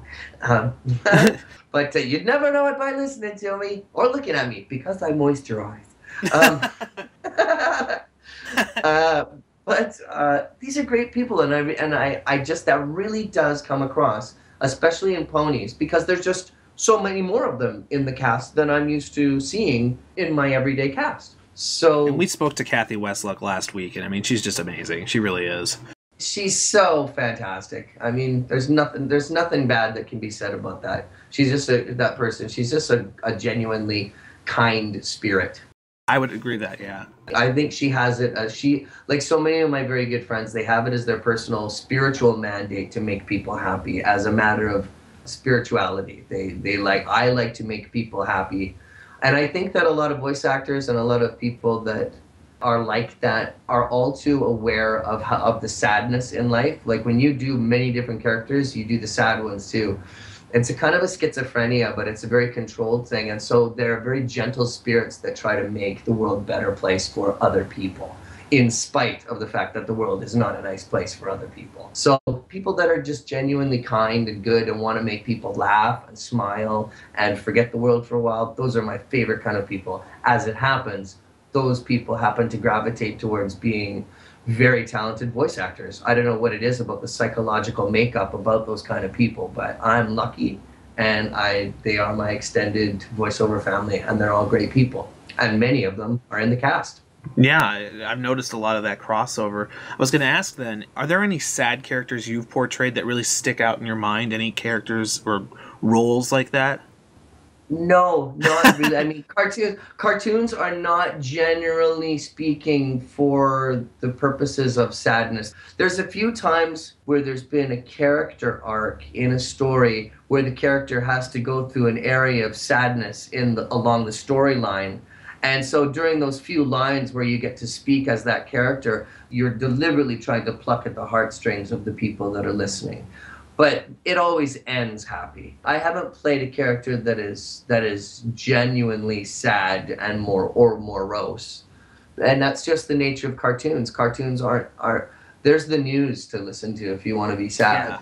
Yeah. But cartoons, thankfully we have cartoons in our lives for us to get that. It's escapist, and in the nicest way possible. I wish that the world was a cartoon. It's in my bio actually that people said, well, when did you want to start thinking about being a cartoon character? I know the day. I was 5, I was walking down Bernard Street hand in hand with my mom, and I had decided, just out of the blue, I knew what I wanted. I said, Mom, I want to grow up to be a cartoon. And I was 5 years old, and I had no idea what that meant, but I did. And this is about as closest thing as I can think of to actually being one, so. Well, do you remember what cartoon maybe you were watching at the time, or Bugs Bunny. It was probably Bugs Bunny. I was a Bugs Bunny fanatic. I just loved it. I loved it. Well, you mentioned that you've been working in the voice acting field at least since the late 80s. Have you noticed any changes or any trends over the past 20-some years in how the process works? Any kind of developments? Yeah, well, I mean, I also do illustration, and I know a lot of animators.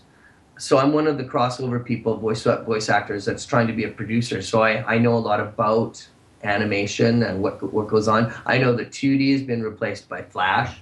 There's still animation wheels out there, which are like plastic light tables with a light behind it, and you tape a piece of with a little pegboard on it, and you have animation paper, and you put it over, and then you put another piece of paper over top of that, and you trace. There are not a lot of those around anymore. It's a paperless world now, pretty much. So that, just the technology has changed. I believe that they still had an animation wheel at a place called Bardell Animation as of a couple of years ago, and it was behind a velvet rope for museum purposes. But now it's all Flash, not 2D. The thing that hasn't changed is it's all still about toys. In the beginning of even Bugs Bunny and the days of early Warner Brothers, there was buy bonds, war bonds. So cartoons has always been part, you take up airtime, you've got to sell something. That's just the nature of the beast. Now the demographics have made themselves very distinct, the lines of distinction between age groups and what kind of toy markets go hand in hand with that. There's the advent of video games, which has become a prevalent force and a multi-billion-dollar platform for generating huge streams of revenue for very large companies, or taking very small companies and making them huge, like AE and EA, sorry, and like Black Box was bought up by EA, and these little companies get bought up by the bigger companies, they get amalgamated, and then it's just there's so much money to be made. Other than that, the stories are all pretty the same. They're all keeping up throughout history. They've always tried to be topical, utilizing the colloquialisms that are popular in the day. They sell the toys and the brands that are popular in the day. They use the catchphrases that are popular in the day. But I'm still a fan of the old Warner Brothers slapsticky kind of stuff. My new love is the Looney Tunes show. It looks almost like it was drawn by John Crispolucci from Spumco, the Ren and Stimpy people. It's got a really fun sort of thing, and the writing is very clever, I think. And I think that's something that I've seen happen too, is that the writing for cartoons has become much more clever, because children, or the demographics of children that watch whatever cartoon fall in their age bracket, they are getting smarter right across the board.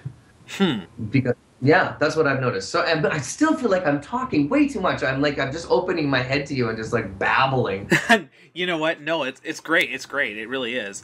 And I was actually going to go off of that last point that you, one of your earlier points actually, that you made, which was, you've mentioned that you feel that cartoons now are marketed to specific demographics, but I would almost argue that Bronies are starting to break that mold a little bit. Yeah, that is a phenomenon. Yes, I don't know why. It's usually, but for the most part, other than the Brony phenomenon, it is you can't get a show greenlit unless you know what demographic you're hitting. No broadcaster, no network, no licensing person will touch you unless you have a very clear goal of what your target audience is. You won't know how to write characters, you won't know what kind of toys to sell, and if you don't know how to do that, then there's no revenue stream, and no one wants to get on board. Bronies, you guys, God love you, you're breaking the mold. Well, and they've actually now, speaking of breaking molds, they've started to apparently produce toys from the show that are going to be marketed towards Bronies specifically. Wow. From Hasbro's end. Yeah. The villain, actually from that first episode, Stephen Magnet's in Nightmare Moon. And then also, Yeah. I don't know if you've heard of her, the DJ that's in the one scene of the one episode that the fans have called Vinyl Scratch or DJ Pone 3. They're making a toy out of her, and she only has 3 seconds of airtime. And this, Oh my God. this is from Hasbro Corporate, yeah. So Wow. It was Well, tell everybody to get Stephen Magnet made as a toy, because I'd love one. Oh, we'd all love one, seriously. We really would. Well, when was the first time? From your lips to Hasbro's ears. We can hope. We can hope. Yes. Now go on. What? I was going to say, when was the first time you kind of picked up on the whole brony phenomenon? When did you first hear about it, and what was your reaction to it? First time I ever heard about it was when Andrea Libman said that she was going to be going to a convention in New York and then in England. And I said, for My Little Pony?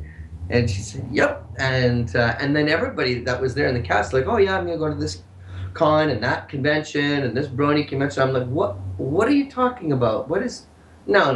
Are we talking about the same show? This show that we're doing today, this is the show. And this is like a long time ago. And then the next time was when Daniel Ingren showed me these memes that people were doing.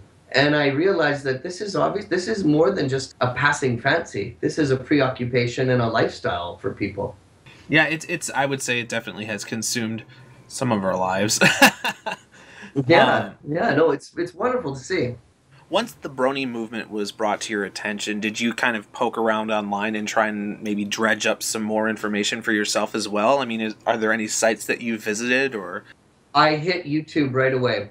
I just did the YouTube. I scoured YouTube right away, and that took me about an afternoon to realize. It only took me about 5 minutes to realize how deeply entrenched this thing was in society, because the first couple YouTube things that I hit, the minimum downloads a view were 15,000. Yeah. And that was and I could see that they had just been posted. So I'm like, so obviously there was the numbers were out there. So then it piqued my interest, and I scoured around, and it only took me an afternoon to realize that it's crazy. It's crazy. Have you seen any of the the fan art that's been made, or any of? I have, yeah. Well, I'm a member. I'm a fledgling member of Fur Affinity. Oh, okay. And because I'm an artist as well, so I'm gonna be posting some of my stuff up there. And I did do a couple posts on Fur Affinity, and I'm gonna be a member of. I have a DeviantArt membership, so I've been snooping around through there too. And there's some, and I must say on Fur Affinity, there's some rather risque yes, stuff. That stuff is out going on. Yeah, but the stuff that is from real. Not to say that the that kind of artwork is not good. It's just that, but the ones that are the more innocent and like fan art, the regular fan art, not the deviant kind of dark underbelly of society kind of brony fan art, which is still very good, some of it. Just not my particular cup of tea. Yeah, but some of the regular fan art out there is really fantastic and just amazing. Like, just amazing. It's almost like the people find that artists choose this as an outlet for developing their own artistic style. And it's really neat to see. Well, I think that's definitely true. And it's also brought people together, animators, artists, and even fledgling voice actors to do things like that epic cupcake time that you saw part of. Those kind of animations as well, because there's also music behind that too. And at least that's part of the reason why I got so drawn into the fandom and wanted to start broadcasting about it, was that there's just so much of this material coming out. And it's great to hear that members of the cast have been paying attention to it as well. And I think a lot of bronies are going to be happy to hear that. Well, I'm happy to be part of this, and I'm honored to be asked to be on your show, and I thank you very much for the opportunity for it. Well, before we wrap up anything here, I wanted to quick ask you, now that you've seen some of that online, is there anything you would like to see from the fandom? Any kind of artwork or music or anything like that? I would love to see a sort of a list of names sent to the directors and to Hasbro saying that Snips and Snails should be in more episodes. That's what I personally, that's what I You would want a love. petition? I would love, like, a little petition. I'm not asking much, just, you know, a couple thousand names, you know. You know, I don't know. Maybe I'm asking too much, but boy, Snips and Snails sure would like to get out and be seen a little bit more. You know. I think a lot of Bronies would probably want to sign us a petition for Stephen Magnet as well. Oh, but he'd love it. I give it a week, but you know, after this episode airs, before that pops up. Okay, well, send it along. I want 1,000 names. I don't know if it's gonna do anything, but It will. But well, I will look forward to seeing all of the Bronies at my first. I'm gonna be going to a convention, I believe, and the one in Seattle. I think I'm also going to one in New Jersey. Yeah, it's I think that's BronyCon. It's being held in a venue in New Jersey, right across the river from New York. So yeah. Yeah, so I'm looking forward to meeting face to face all of the weird and wonderful and fantastic Brony fans out there, and signing things and saying hello and really getting entrenched in the whole thing. I've gone to quite a few cons, so I am very well versed in why conventions and especially cosplay is so cool. I mean, I'm a bit of a nerd. Like I'm a comic book fanatic. I spend way too much time and have since I was a kid in comic book stores, and I know things. I like geeky stuff. So for me, I get why things like Bronies need this sort of thing to have an outlet, or love this sort of place to have as an outlet for them to express themselves. But I've never experienced the Brony end of the cosplay and of that. So I'm really looking forward to seeing how that varies from my other conventions and all the other characters that I've seen of myself. Is there cosplay? I guess I don't know. Yep. Is there? Is there There really? is. Oh, that's so... and there are different levels of it too. Some people will wear full-blown suits. Some people just say, you know, I know somebody who wore a blue wig and put in, you know, eye contacts, you know, to be one of the background characters. I mean, yeah, there are different levels of it, but people love to, you know, and even guys dressing up as female characters and female characters dressing up as male characters. You know, do you want to give a call out to them to see if they can come as your characters?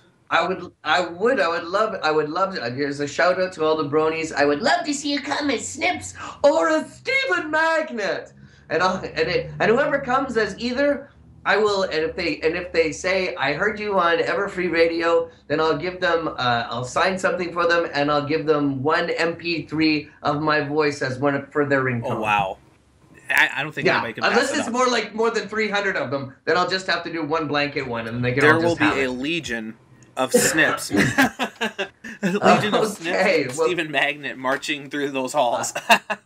I love it. Well, I can't wait to meet each and every one of them. Well, before we go then, are there any other upcoming projects aside from the fan built project that you'd want to mention, or things that you can brag about a little bit? Yeah. Well, let's see. A couple things. I'm involved in as a lot of people know, I did Nerdcore's League of Super Evil. I played the evil Dr. Frog, and their new thing that they're doing right now is called Slug Terra, and I play Pronto the Magnificent. And it's about the I can't say too much, but if you go on to the Nerdcore website, you can see what it's about. It has something to do with the caverns underground and slug power. So it's a fascinating thing, and I'm involved in that. I'm the head comic lead for that sort of thing, and that's a Disney co-production. That should be coming out soon. What else? I am writing I know I have a lot of time on my hands. I'm writing a movie, and the treatment is just about finished, and I'm going to LA to pitch it, and it is called The Grim Possession of Chesterfield Couch. And it is about it. Without going to, the novel's almost finished, and I'm looking to sell that. And I have some great people lined up to look at it that have been producers for a long time in the industry. I can't say what it's about, but it's going to be good. It's like Harry Potter meets The Odd Couple. There, that's about as much as I'm willing to say. So basically, in a nutshell, it sounds like I'm doing a lot of things because I am doing a lot of things because I have a lot of time on my hands, and yeah, that's what I've been doing. Well, all of us at Everfree Radio really want to extend a heartfelt thank you for joining us today. We really appreciate it, and we would love if you could join us again soon. I would love to anytime, and thanks you guys very much for having me and for letting me spout off. If I was paid by the word, I'd be a rich man. But I'm very happy to be doing this for you guys, and I'm really excited to get to know the Bronies and the fans at the 2 conventions that I'm scheduled for so far. And this has been really fun, and I hope I haven't bored anybody. And I've tried to be entertaining, and I get kind of pedantic in the middle, though. Sorry. No, I think it was great. I honestly do. Everything you've had to say was insightful, and you really did bring a perspective on the show that we haven't heard yet, so don't worry about that at all. And anyway, quite sincerely, thank you very much for having me on, and it's been a bit of a phone tag thing for the last couple of days because I've been so busy with other projects, but I'm glad that we did have the opportunity this time. And anytime you want to, if you have some extra time and you want to fill up with some talking head saying a bunch of funny voices, then please consider me. I'll always have time. I have like 3 or 4. I have a Transformer podcast that I take part in, and I have 2 others that I take part in. I'm happy to add you to the roster of anytime you guys want to phone just to say hello. I'm happy to add my little 2 silly cents worth. That we may take you up on that. Please do. I don't mind at all. Well, Lee Tockar, a.k.a. Lee Tockar, is the voice of Snips and Stephen Magnet, the Sea Serpent, on My Little Pony. And thank you again. Oh, you're so welcome! And I'm happy to be here, too. And stay tuned. And now for some important announcements. Both Maddie Peters and Michelle Krieber have charities they need you to support. Maddie is helping raise funds for the drought-stricken Horn of Africa, and Michelle Krieber has teamed up with MandoPony to raise money for the Because I Am a Girl campaign. Links to both initiatives are on the right side of EFR's main website, everfreeradio.com. Check them out. This weekend, tune into ponieslivenow.com for their Elements of Charity event, where they will be playing Nintendo and Super Nintendo games to raise money for the Humble Brony Bundle. Everfree Radio staff will be making an appearance as well, so how can you go wrong? Okay, some quick thank yous. Our contributors this week were Oatmeal, Sketchy Sounds, Screwball, and Nightmare Moon. Our site editor is Nash. Our graphic artist and pixelator of pixelators is Sterling. Soxy is our social media coordinator, and Skipsy is some guy working on a comic. Thanks to 8-Track and 1-Trick for their behind-the-scenes magic. As always, they get the job done. Last but certainly not least, a huge thank you to Lee Tockar for joining us this week. It was an absolute honor to speak with him. This is your host, Final Draft, signing off. Good night, and good luck.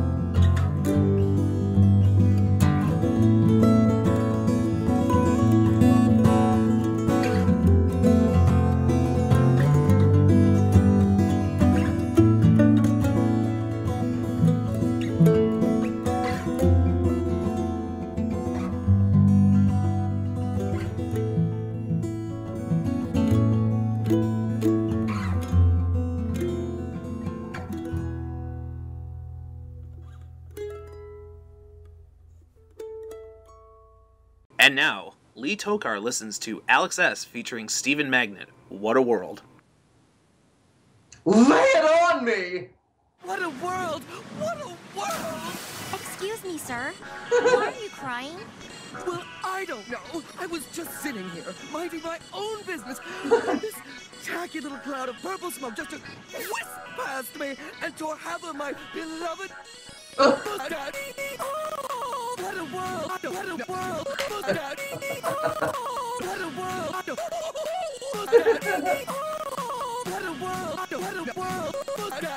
Oh, that's hilarious.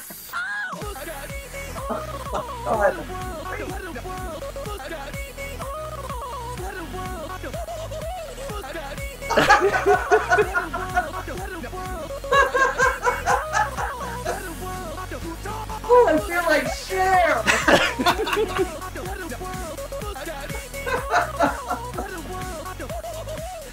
That's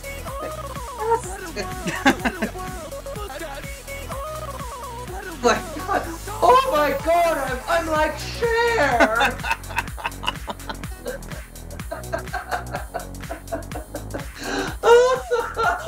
Yeah, it's catchy. It's classic. It is catchy. Wow, and that, wow, way to go, Brony. Wow. Whoa, I just want to get into the club. Oh my god. That is wonderful. Wow, thanks you guys. That was, what a trip. Wow. Well, thank you again. You're very welcome, and thank you. You've completely blown my mind.